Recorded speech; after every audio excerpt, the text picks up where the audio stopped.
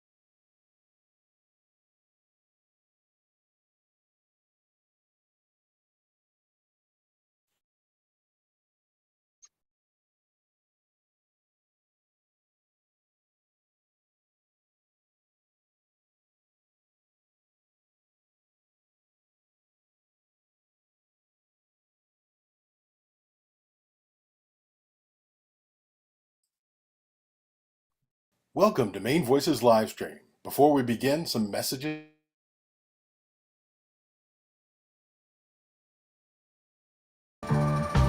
Hey, Maine. How are you? Yes, you. How are you really? It's a question we rarely ask ourselves. But to Northern Light Health, how you are means a lot. So we're out here asking and encouraging you to ask the people in your life, starting with yourself. So ask away.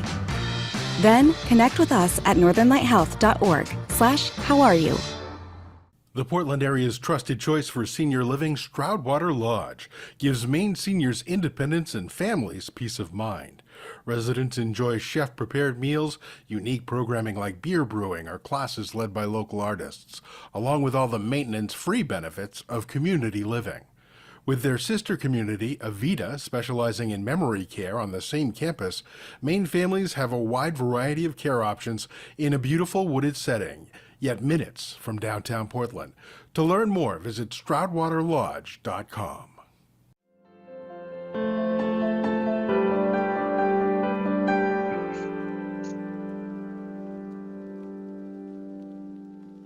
Good evening. Welcome to Maine Voices Live. I'm Stephanie Manning, a proud subscriber and member of the leadership team at the Portland Press Herald. We're happy that you're all here with us tonight. Events like this one give us an opportunity to show off our talented newsroom staff and connect with readers like you. Maine Voices Live is sponsored by Stroudwater Lodge and our presenting sponsor, Northern Light Mercy Hospital. This event, the important journalism we produce every day, is made possible by our sponsors, advertisers, and you, our readers. If you are already a subscriber, I thank you. And if you're not yet a subscriber, Strawberry is going to put a link in the chat and you can visit pressherald.com/subscribe to find out more.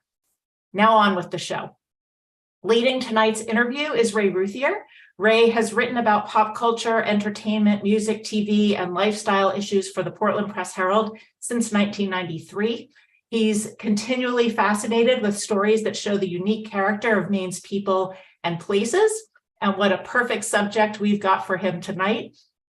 Recent Oscar winner Eric Saindon joining us live from literally around the globe in Wellington, New Zealand. Eric is a Gorham native who last month won his first Oscar for visual effects on Avatar: The Way of Water.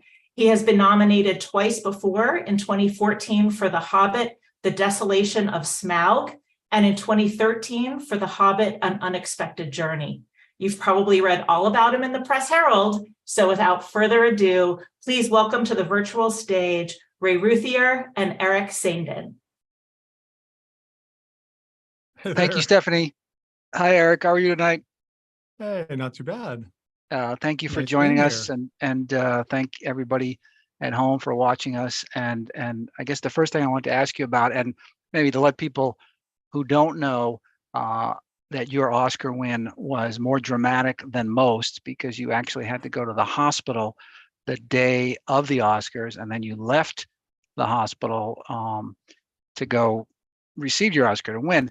So I was just wondering if you could tell us a little bit about that, when when you started feeling poorly, and sort of what that was, where did you feel the pain and what did you do? Oh man, it was a interesting day, to say the least. Not the one I was expecting. But I woke up in the morning, had some stomach pain. But Oscar morning is it's always a crazy time, right? I had to bring my wife to get her hair done and get her nails done and everything else. And by the time we were actually back to the hotel, ready to get onto the car, it was the pain was pretty intense in my stomach. And we were staying at a pretty fancy hotel in LA, just because it was Oscars time. And they basically sent me over to a celebrity hospital, or ER, I guess you'd call it, just because it was going to be faster than going to the normal ER.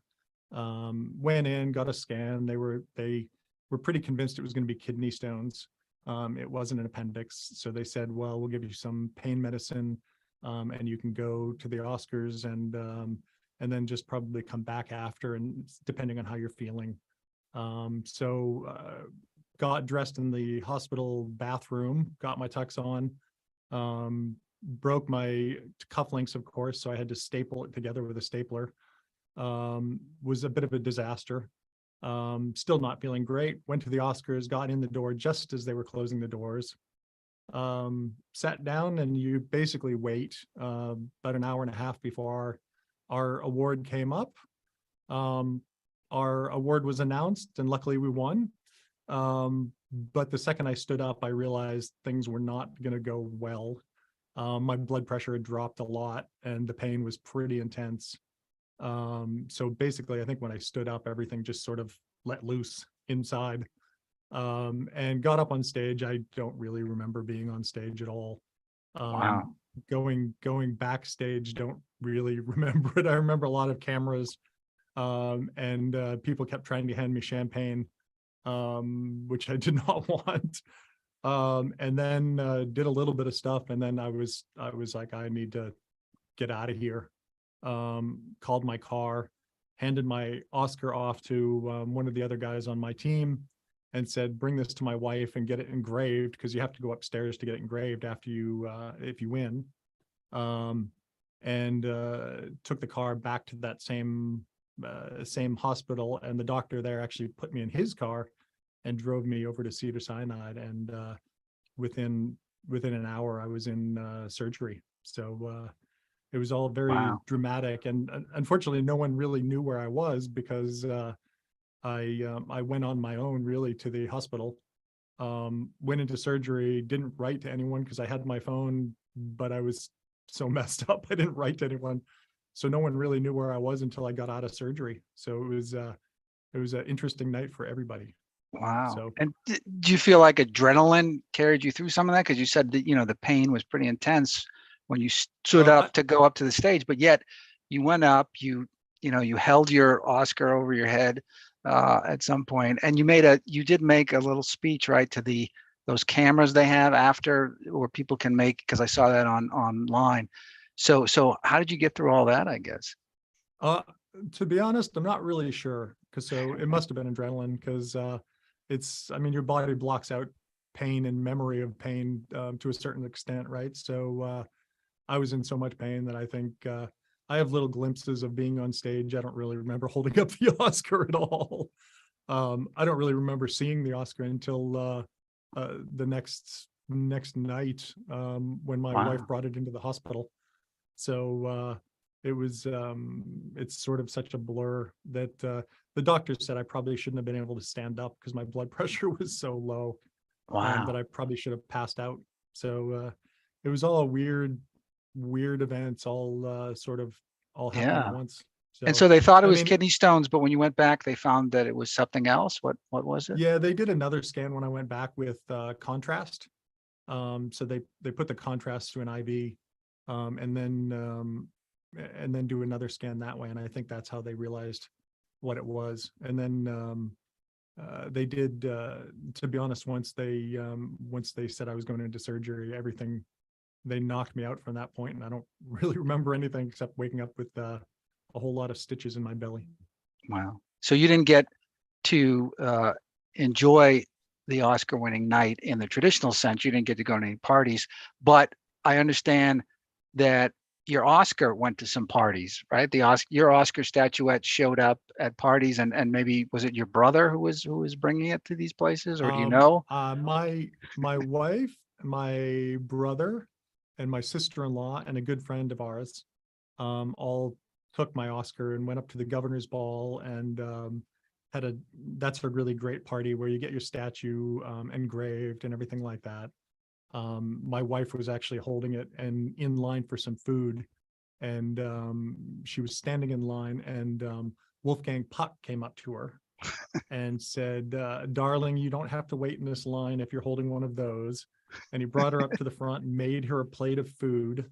Wow. So it's a really weird thing to hold something like that. Even at the BAFTAs, holding a BAFTA and walking into these parties, it's a weird experience that the Oscars probably even more so. Hopefully next time I'll get to enjoy that. But I think they went to the Vanity Fair party, and they went to a few parties that ones I was hoping to go to, but that's okay.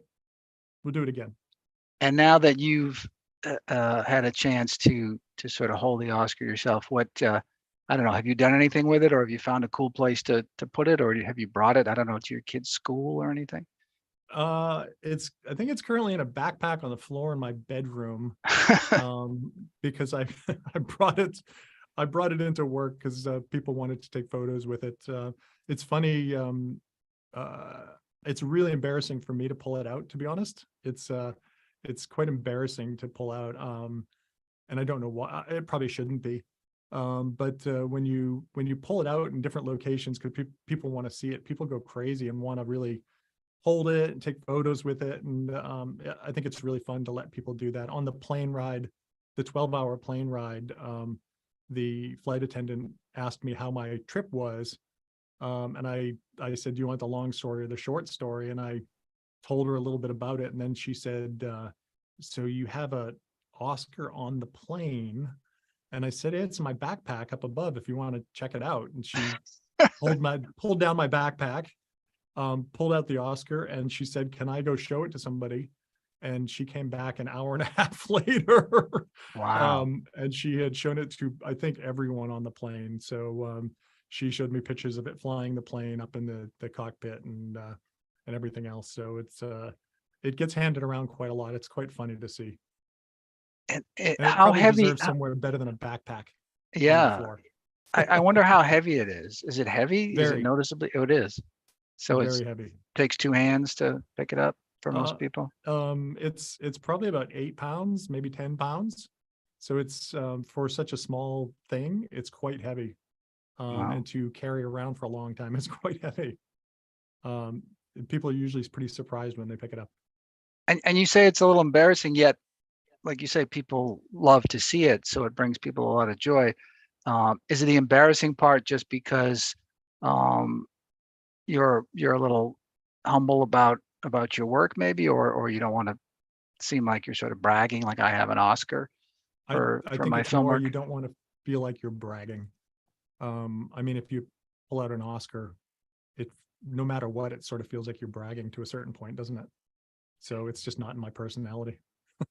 Except not if you earned it. And I was going to ask you a little bit about this, but I mean, you've been working in visual effects in movies for what, 25 years now, and you've worked on a ton of movies that have had great visual effects, and you've been nominated twice before, and have worked on other films that have been nominated. So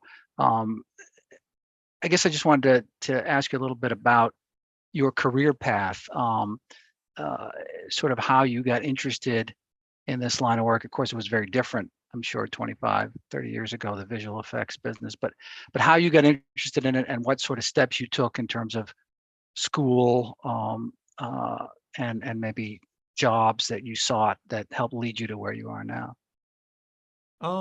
My path was definitely different than the path nowadays. Nowadays, there's schools you can go to learn visual effects and learn computer animation and things like that. Mine was, when I graduated from high school, I wasn't really 100% sure what I wanted to do. I liked architecture, so I went to, at the time it was called CMTC, Central Maine Technical College in Auburn, and did an architectural engineering class. Just a 2-year program thing.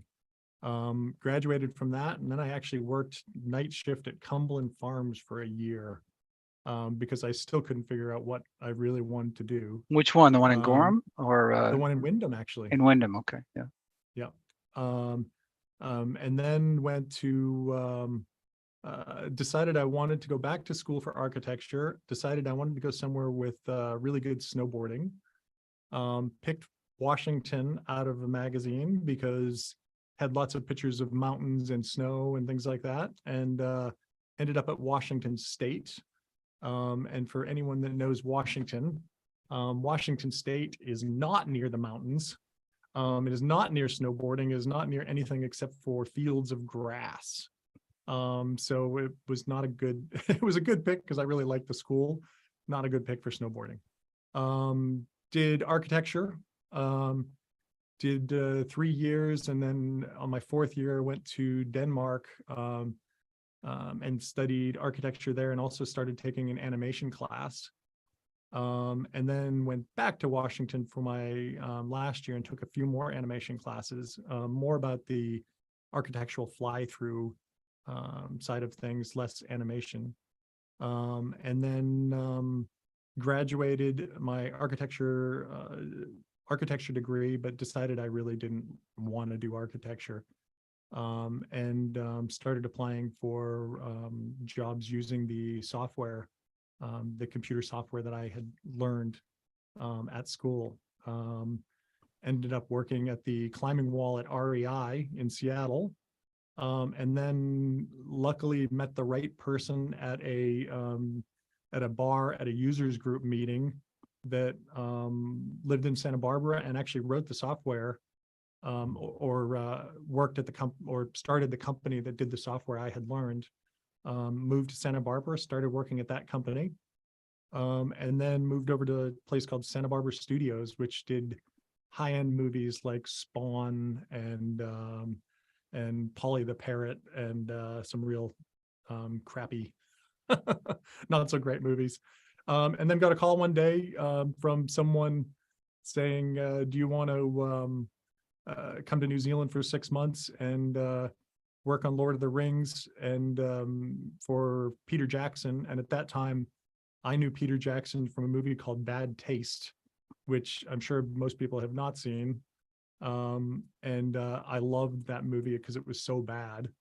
And I've been here ever since. So my path is quite weird into the industry, that's for sure. It's not the normal path. So you went through architecture, you studied architecture, and then you got involved with animation basically because of the animation of architectural drawings, right? Of when you said fly-throughs, right? That's basically so that you can see sort of the movement of a building, the walls, right, taking shape or whatever.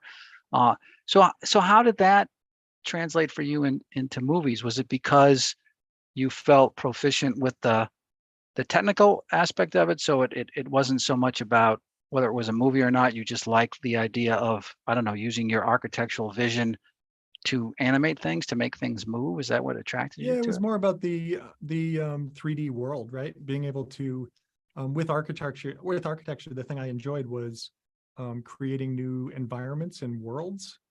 But you're fairly limited, right? Like you're in school, you can design whatever you want, and you don't have to worry about it actually standing up and doing the things you really want it to do. I realized that with animation software and with the softwares, I could actually make the worlds I want, design them the way I want, and create whatever I want, and not worry about how they were built, or I can just make interesting things. So, and it sort of went from there. I've learned from some really great directors, doing a lot of hands-on work with a lot of really great directors to learn about the filmmaking process, and obviously never had schooling for film, but I've had a lot of really great hands-on experience from some really amazing directors. So what was your first job with Weta? Like what specifically were you doing? Were you a person who would I don't know, animate one scene at a time, or just do a part of the animation? What was your sort of I was introductory the level? So my first role was because Weta was so small at the time. There were 35 people here. My role was the creatures supervisor, which meant I built the creatures. So for the first Lord of the Rings, I did the cave troll and I can't even remember the name of the other character, the Watcher, and which is like the squid-like character outside of the gates. And so basically building the creatures. And then for the second movie, I did Gollum, and the design of Gollum, and or more of the build of Gollum. The design was a much bigger group of people.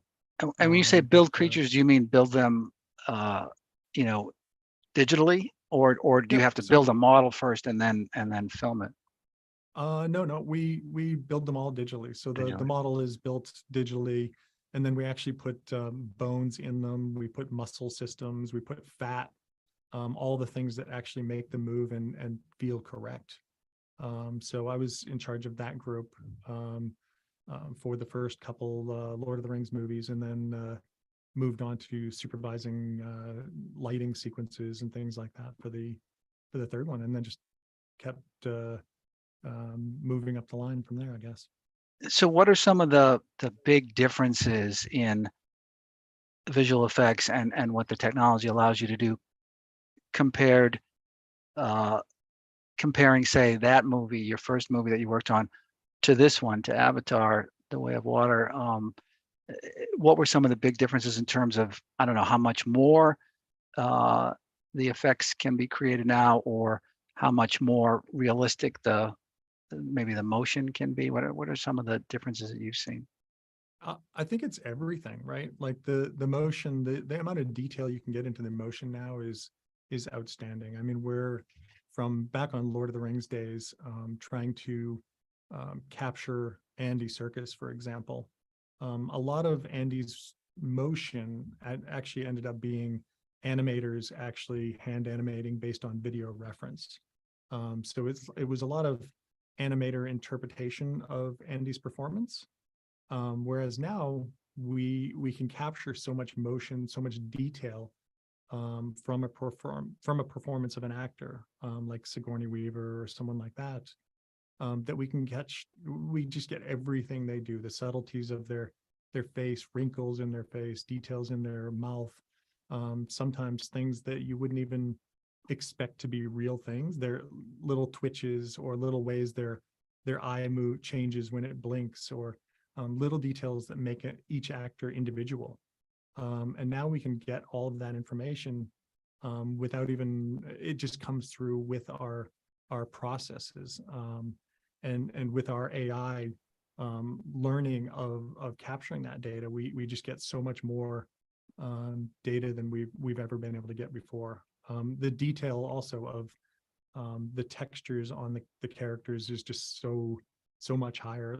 Like, for example, on Gollum. So all these models are built with geometry, and the geometry is based on polygons.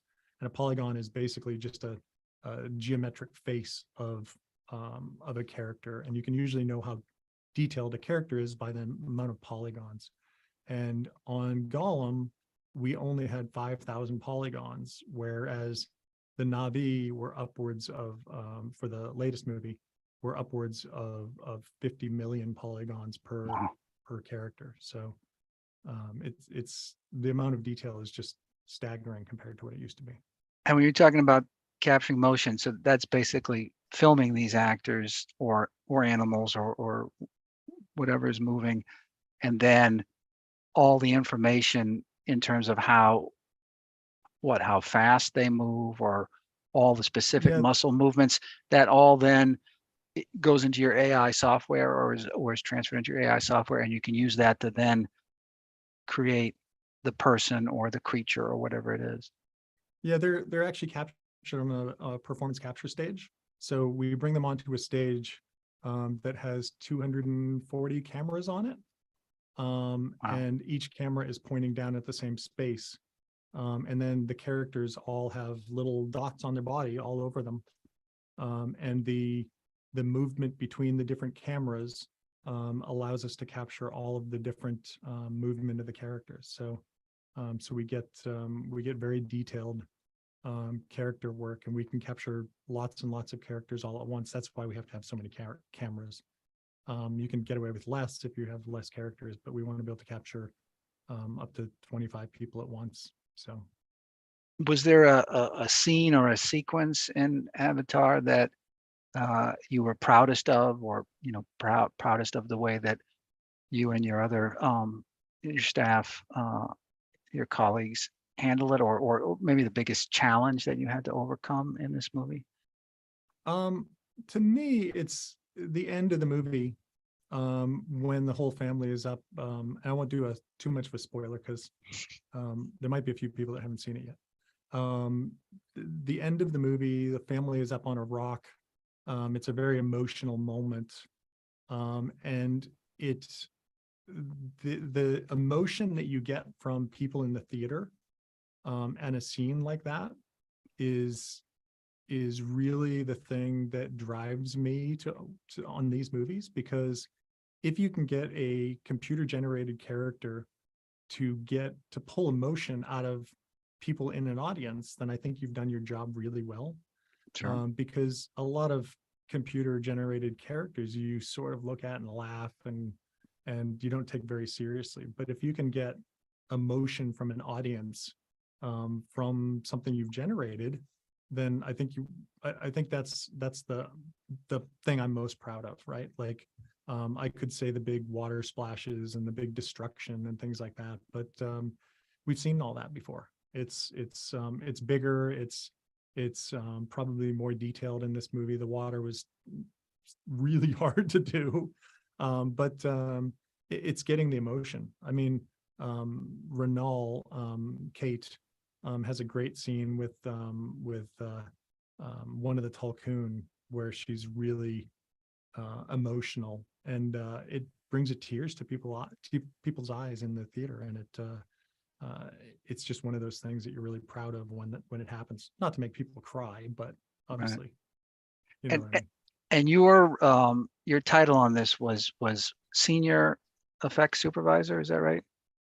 Senior senior visual effects supervisor. I don't know, something like that. So did you basically have your hand on the big picture? I mean, were you sort of involved in all the overall planning of these scenes and the way the animation or the effects come together? Yeah, I mean, we're Joe Lettieri is our senior visual effects supervisor overall, but I was helping to run all of the Weta side of things. So we had 1,700 artists working on this film. So it was a big task to just manage all of that and keep an eye over everything. And I also did all the live action shooting with Jim Cameron on set. And also I ended up with an office 2 doors down from Jim. So he was we spent a lot of time sitting together, looking at shots and reviewing things. I was going to ask what it was like to work with him, because obviously he has a huge reputation and has done so many epic things in film. Just was there anything about him, I don't know, that might be surprising to people in terms of the way he is on set, or the way he deals with people, or what was he like to work with? I found him really good to work with. It was like taking a master class in filmmaking, right? I mean, Jim tends to explain why he wants to do things, not just make you change things. A lot of directors you work with, they tend to go, I want 2 seconds here, 2 seconds more here, or I want this composition, I want this, and this, and they don't really explain why they want to do that. Whereas Jim is very good at explaining exactly why he wants to do something for a shot, because next time a shot like that shows up, you think to yourself, oh, okay, well, before he wanted to do this because this is how you bring someone's eye from one place on the screen to another place on the screen, or it takes 8 frames of overlapping action in an action sequence for the human eye to actually catch up and understand what's happening. So if you overlap by 8 frames of action, then it's easier on people's eyes and it's easier to follow the action. So you learn lots of extra things that you would never have thought about before, because he's just really great at explaining them. So I mean, Jim definitely has a reputation, and he likes to, like, he is very good at explaining what he wants. And if he doesn't get what he wants, sometimes he can get a little upset, but I think I was pretty good at about managing that and understanding what he wants. So we got along great. And how long did you work on this film? They're not quick films to make, right? No, I mean, the reality is probably 4 or 5 years. And that was sort of overlapped into the last one I was working on, Battle Angel. Battle Angel Alita was one with that I was working on with Robert Rodriguez. But that was also through Lightstorm Entertainment, which is Jim's company. So we used a lot of the same software and a lot of the same techniques, and Jim was very involved as a producer on that film too. So it's so we were using a lot of the same tech to learn it and to prepare us more for Avatar. So reality, probably 8 years, because we were testing and learning. But I did a couple other films inside of that time. So full on 4 years, I would say. Do you have among your other films, do you have a couple others that stand out? Or I imagine every experience is unique, I suppose, but other films or even series of films that you've worked on that stand out, and what some of the reasons are maybe that they stand out in your memory? There's always something, right? Like each film has its own parts about it that really make it stand out in your mind. I did this kids film called it was Pete's Dragon, and it's a furry dragon, and it was Robert Redford, and it was with a director called David Lowery. And I really like working with David because he's super creative, makes some really interesting movies. And I've done a few movies with him now. But it was just a fun experience to work on that movie because the group was really fun. It was very lighthearted. I mean, how serious can it be with a furry flying dragon? And it was just a really fun experience.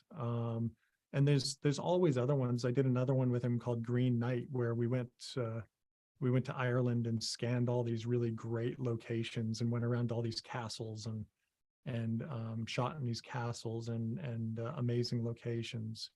And the first Avatar was amazing. We did iRobot way back in the day. And I thought working with Will Smith was really amazing, and he was such a really cool guy. So it's every movie sort of has its own thing, and they're all sort of there's stories to tell about every single movie. And I wonder about your own sort of either passion for movies or love of movies, because you talked about your career path and that you weren't looking to get into movies, and you were studying architecture. But I just wondered, as a kid, how big or were you a big movie fan, and if so, what kinds of movies were you interested in as a kid? I'd have to say I probably was not. I would say growing up, I probably never watched the Oscars. It wasn't something that ever popped into my head. I was more interested in watching the Bruins, and Stanley Cup was probably more on my mind than winning an Oscar. It just wasn't something I ever thought about. I always loved watching movies, Indiana Jones, of course, and Star Wars, and I mean, seeing Star Wars for the first time. Although I did watch Star Wars for the first time at a drive-in with double feature with The Hills Have Eyes, so I had nightmares for years after that. Wow. So, I mean, I was into movies, but I never thought about working on movies. Only people, weirdos from California, worked on movies. It wasn't something I ever thought about growing up in Gorham, that's for sure. And I wonder, looking back, or you were saying before that the way that you got into your line of work was different than the way people would get into it now. So I wondered, and this is a question that we had gotten from someone earlier, what advice you might give to somebody from Maine, a young person from Maine who might want to get into the kind of creative work you do, I guess visual effects specifically. Are there, classes, courses they should take, types of jobs they should seek? I think it's interesting because there's some great companies out there that do teach visual effects. A lot of them teach software, like they'll teach you the software to learn to get into the company. And I think just learning a software is not really the way to go, because honestly, the software changes every 2 years anyways. So depending on a certain software is just not going to do it. I think you need to learn other parts of it. If you want to be an animator, you should take a lot of acting classes. You should learn to move your body, to understand how the body moves, how to show emotion. If you want to be a lighting TD or a compositor, you should take a lot of photography classes to learn composition, to learn how to put a proper image onto frame, how to frame something properly. I just think there's just sticking to sitting behind a computer and not doing hands-on is a real mistake. I think you need to do hands-on. You need to get out and look at the world, take photos, to move through it and to understand the world. And you'll just be so much better at your job later on. Just sticking to one thing, I don't think does it. I think you need to broaden your horizons, broaden it a lot, and really come at it with lots of different experiences. And are these types of things you learned on the job, or have you done some of this other stuff you're talking about, like taking photography or acting or anything like that? I have taken photography classes and lighting classes, cinematography classes, because I just figured it would help me to know that stuff better, because I did come in from a very not a film background at all. I've never taken acting classes because I just wouldn't be very good at it. And I don't pretend to be an animator. So luckily I don't have to worry about that. And another question we had gotten earlier, people wanted to know what it's like living in New Zealand, especially for somebody who grew up in Maine and now you're completely on the opposite end of the world. What are the things that you like best about living in New Zealand, or what are the things you find most challenging about living there? You know, I'll start with the most challenging is that it is 12 hours just to get back to the States, right? So it's really far from anything. But that said, being here in New Zealand, it's honestly like living in Maine 30 years ago. In the morning, I kick my kids out of the house. They walk to school. They ride their bikes to school. I don't worry about it. I don't worry about them in school. There's crime here is pretty low, and when there is crime, it's usually someone breaking into a car and stealing a radio or something like that. It's they're just, I don't want to say slower paced, but it's not quite as crazy as it is in the States now, to be honest. And it's very community oriented still here. Everyone in the little community I live in knows each other. Everyone knows each other's kids. When we went to the Oscars, we left our kids with a neighbor because we were going to only go for 2 days, and they ended up keeping 3 of our kids for 3 weeks. And they had no problem with that. It's just friends of ours. So it's just a very small place. But that said, it's also a very grand place. Like the South Island is one of the most beautiful places you've ever seen in your life. It's amazing mountains and rivers, and such a beautiful place to see. I would sorry.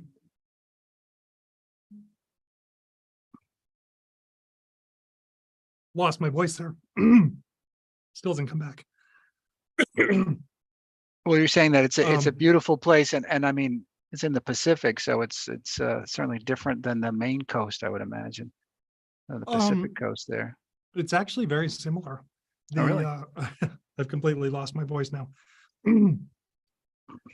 It's the coast is very rocky. The water is very cold. It's a very similar coastline to Maine, and the trees and everything. It's amazingly similar to Maine. Wow. So I think that's why I really enjoy it. It does remind me of growing up in Maine. A lot less lakes, which is unfortunate because I did grow up I spent a lot of time on Sebago growing up. But that's why I have to go home every summer and enjoy hanging out on Sebago a little bit. So, but I would recommend New Zealand. I don't recommend the flight, but New Zealand's a great place to come and visit. So you say it takes 12 hours to get to the States, but is that to get to the Pacific coast and then another 6 hours to get to Maine, pretty much? Wow. Yeah, I mean, pretty much flying from my house, it takes about 24 hours to get to Maine. Wow. When it's all said and done.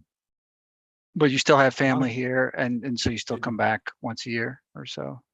My folks are still there in Buxton, and my sister and brother-in-law and niece and nephew are there in Standish, I think. I can't remember what town they're in now. Yeah. So yeah, we try to go back every summer and and hang out on Sebago and just enjoy ourselves. And so what is your next project or next several projects that you're working on that you maybe can talk about? Well, I just got out of a meeting about planning for Avatar 3. So Avatar is the next one. So at least one more, and then we'll see after that. So there's a lot to go, a lot of planning. We've done a lot of the filming, luckily, for Avatar 3 already. We have to, there's a lot more putting the film together though, and obviously a lot of visual effects to go. Is there any particular kind of film or kind of effects that you'd like to do that you haven't worked on? And I'm not even sure what that might be, but I mean, instead of maybe a fantasy story, maybe a story that is, because you're talking about the emotion, right? And how satisfying it is when you capture human emotion with these created images. And so I just wondered if there's something that you in your mind would like to do with that in the future? Some kind of visual effect or story with visual effects that maybe hasn't even been done yet? Um, I'm not really sure yet. I mean, I really like character-driven movies, like Avatar, like some of the Lord of the Rings, and anything that is a character-driven movie. I don't think I'd really be into the like an outer space movie. I don't, just not something I'm that interested in. And to be honest, I'm not really a big superhero movie kind of guy. So I think I'm sort of doing the type of movies I want to do. Luckily, I've gotten lucky that way. It's interesting that you say not a superhero movie, because I think, I mean, those movies must have a lot of effects, right? But not the same kind of effects They, that you work I on, mean, or they're a lot of the same type of effects. They're big movies, and a lot of people love them, and we work on a lot of them here. It's just for me, I don't know. I think after a while, I just got a little bit bored of them. And I couldn't, if you miss one, you sort of lose track of where you're at, unfortunately for me. So I just, I don't know, I sort of fell off the superhero movie bandwagon, and just haven't gone back yet. So maybe someday. and I think this is probably a time when we could open it up to questions if there are any questions from the audience. I'm not sure if I see any or if I'm looking in the right place. I guess there isn't any. Except that your mom and dad brag on you plenty. It says here in one of the comments. So so they're watching.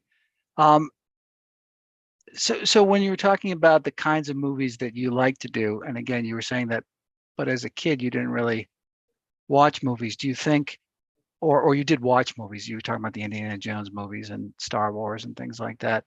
Do you think maybe coming to sort of a passion or a love for movies older affects the way you look at movies, or helped steer you towards these kind of, like you say, character-driven movies? I think it's just everyone goes towards certain types of what they enjoy, right? Some people enjoy very artsy movies, art house type. Some enjoy the more musical side. Some people enjoy the superhero stuff. It's just really what resonates with you. And for me, it's the character side of things. And sometimes it always changes, doesn't it? It depends on your age and the type of things you're dealing with in your life. So for me, it's just happens to be this right now, and you never know. Do you have a favorite movie or two?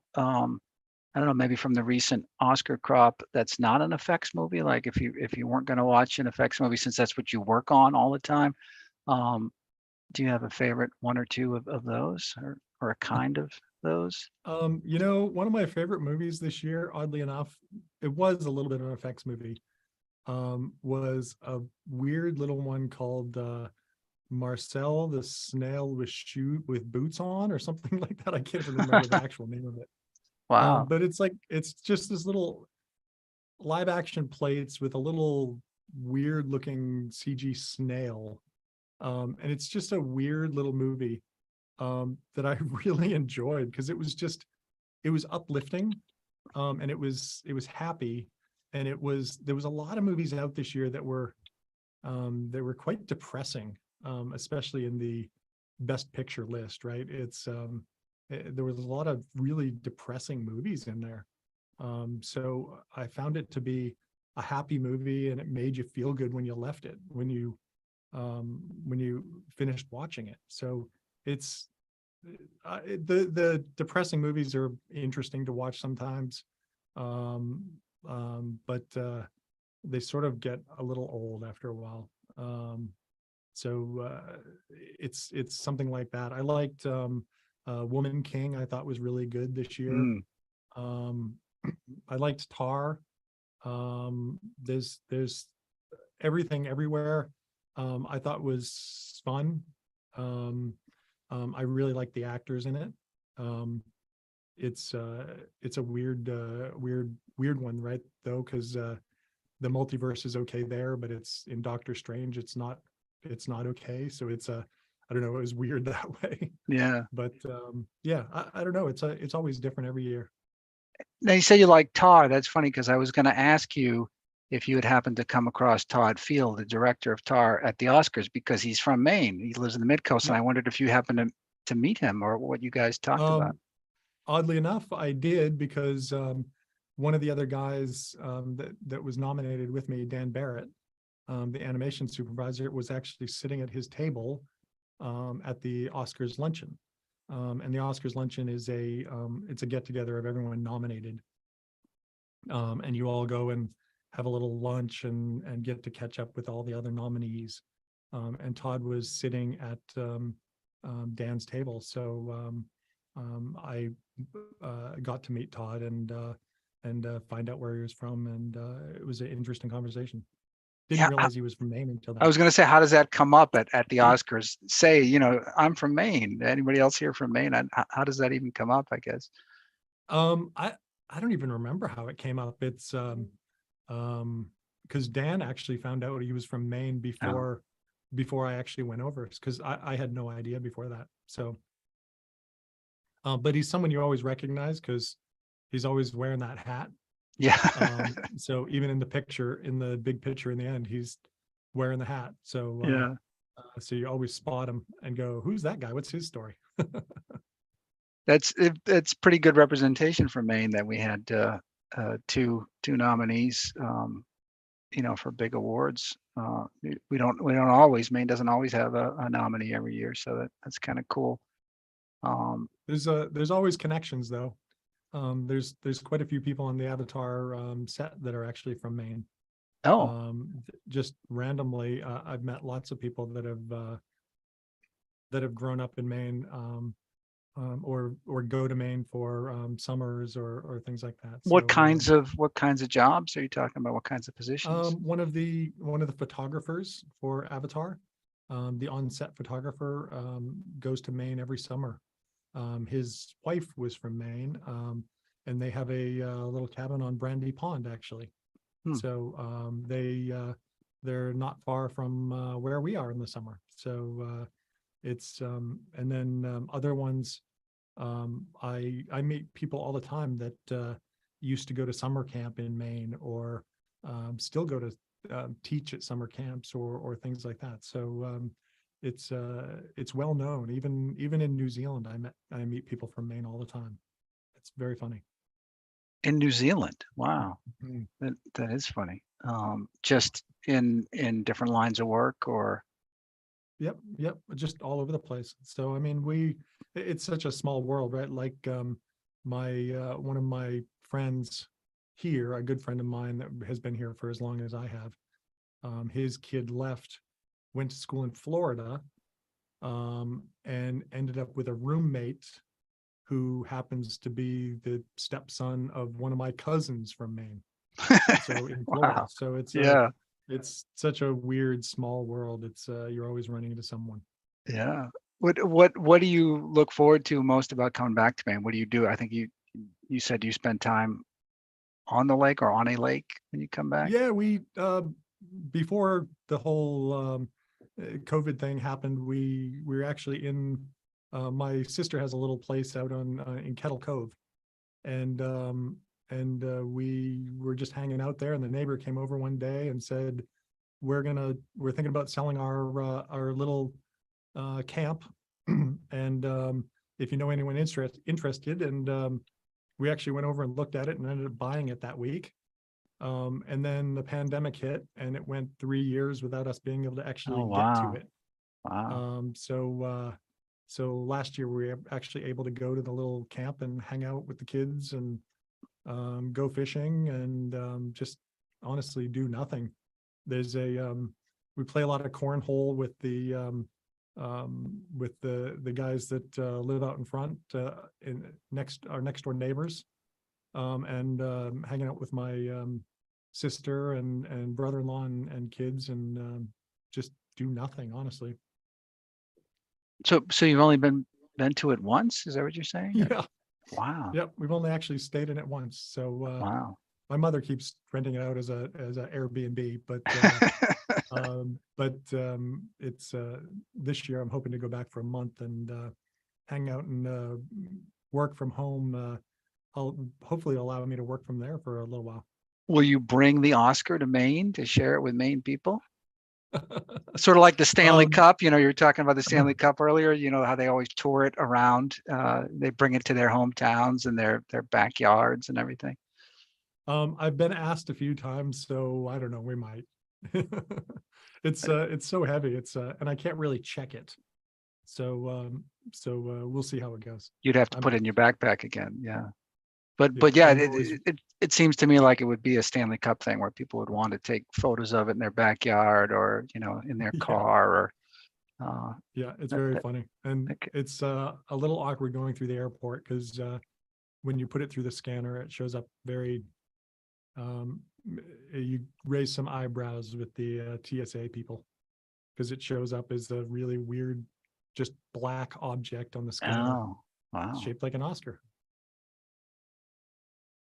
And I was going to ask you about some of your earlier movies, and you had mentioned some, but I think I had talked to you when you had done King Kong, and I was, that's one of those movies that as a kid, I loved the original King Kong, and I've often read about how, even though it looks primitive, when you look at that now, that movie was really influential in the effects business, right? Because all the things that went into Kong and the airplanes and everything else. So I just wondered what it was like for you to work on a remake. What was the second remake, I guess, of such a classic sort of effects movie, and what that was like. It's a weird one, right? Because I loved the first Kong, just because it was such a big visual effects movie. It was the start of real visual effects. And when I look at the Kong I worked on, I sort of feel it's just a different monster movie.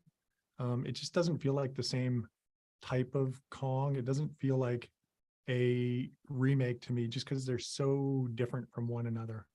I see it as a fun monster movie, but I don't see it as King Kong. It would be, I mean, it's almost like remaking Star Wars with all different characters, right? It would never feel like Star Wars. So I enjoyed working on that movie. I enjoyed watching that movie. But it just never felt like the real Kong. The 90-minute monster movie of that time is sort of the Kong that type of movie. I don't know. They're just very different styles and very different types of movies. It would be like remaking a Ray Harryhausen movie in modern time, which I know they have a few times. And I honestly have never even gone to see any of those remakes because I don't want to ruin what Ray Harryhausen had done. Was Battle of the Titans, was that Clash of the Titans, was that remade? Was that a Harryhausen film that was remade? And that's one of those movies, right, where I'm sure as an effects guy, the effects must be amazing. And when you think that movie, I think is 40 something years old now, that the things that they did in that movie are fairly incredible. Yeah, they are incredible. And the fact that he was able to do it. We had Ray here, a long time ago now. And he talked through how he'd done those movies and came in with the actual skeletons that he used. And really, it was really amazing to see how he had done it and see how much time it took to make a movie like that. Just step by step, just every day doing a few more frames. It was amazing talking to him about something like that. It's so different than what you do now, but you probably can see the connection, right? Or the sort of lineage, between the way effects used to be done and the way the creativity that those guys had to put into effects 50, 60 years ago, and the creativity that goes into the effects today, just with so much more technology available. It was, but it was using the effects to tell a story, right? It was, and I think that's why it was such a great thing. It was a movie that couldn't be done without the effects. And it was, the effects were used to help tell the story. Whereas so many movies nowadays use effects just to make the movie bigger and more explosive or more of a spectacle. I think that's the type of movie I tend to avoid. And it's the movies that the effects are part of the story or part of what makes the movie, and not just to blow crap up just because. And that sounds like something that at Weta that you guys are not, or at least you're not involved with specifically. Oh, we make every kind of movie here. Oh, okay. So there are blowing things up. Oh yeah. And I mean, kind of thing. that's part of visual effects, right? It's Yeah. It's blowing stuff up, and every director wants something different. And every movie needs something different. It's sort of just a personal taste thing. How big is Weta? How many people work at Weta in New Zealand? There must be over 2,000 people now, I believe. Wow. It's probably, yeah, I honestly don't even know the number anymore.